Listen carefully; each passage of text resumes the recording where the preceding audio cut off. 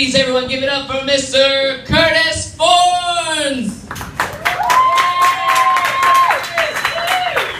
Hey everyone, how's everyone going? Doing whatever. I will warn you, I do have a 9/11 joke at the end of my set, and we'll see how it goes if I tell it or not. So as you probably noticed, I'm a ginger. Yes, I'm a ginger. I have fair skin, red hair, so I go outside, I'm so pale, like even my deodorant is SPF 35.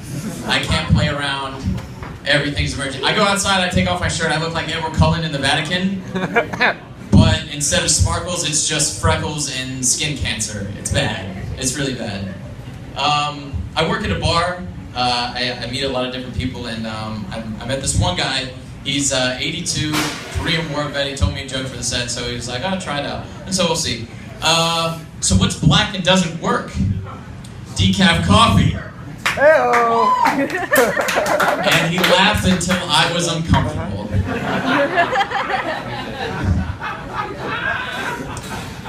Do you guys think they give the air marshal a free drink on Malaysian Airlines? Or do you think that's what went wrong? I mean, at least they knew where the second one went, is I guess what I'm saying. No one's going to that kiosk in the airport. Like, what do you even, like, do they try and be fun about it, like Southwest? Like, do they say, like, in case of a disappearance?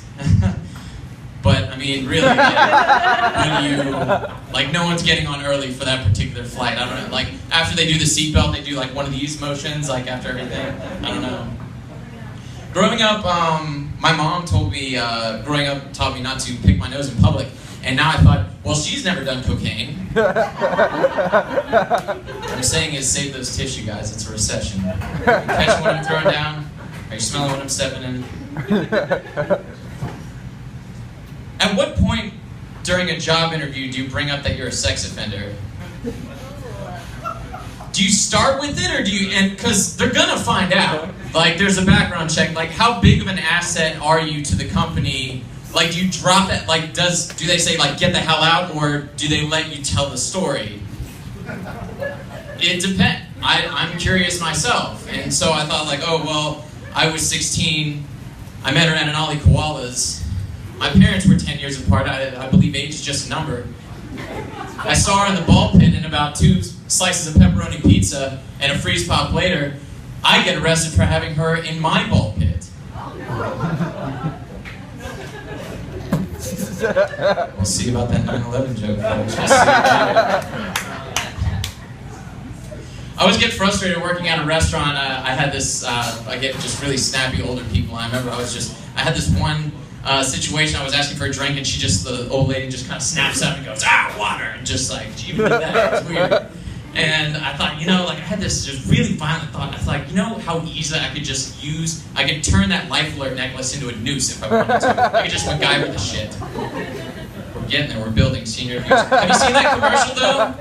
The Life Alert commercial, the woman, like, falls down the stairs with a fucking laundry basket and shit, and just, help! Help!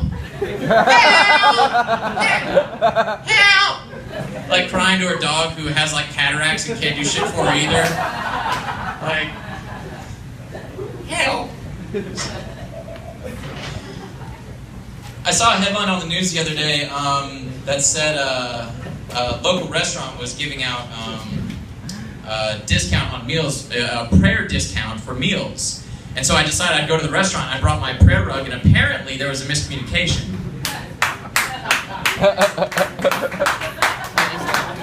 And if you think about it, it's really not, it wasn't a racial thing, it was that, I mean, I'm praying like 4 or 5 times a day, like, I'm gonna be eating free, is what I'm saying.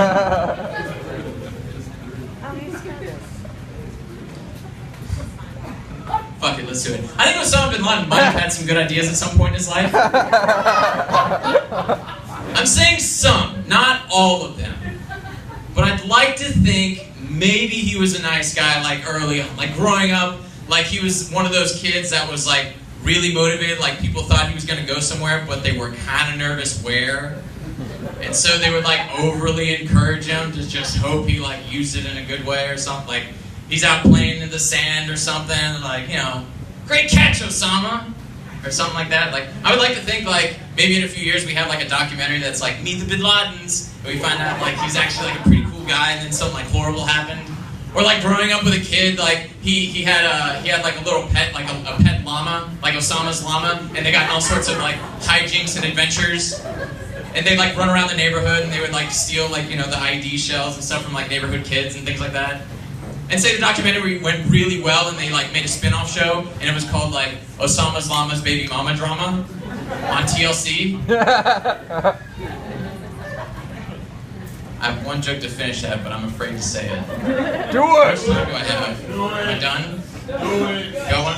So he was a kid, he was really bad at Jenga. Just horrible. On purpose. Just really bad. Guys, I love comedy. It humanizes things we don't understand. My name is Curtis Fornes. Thank you for listening. Enjoy the rest of the show.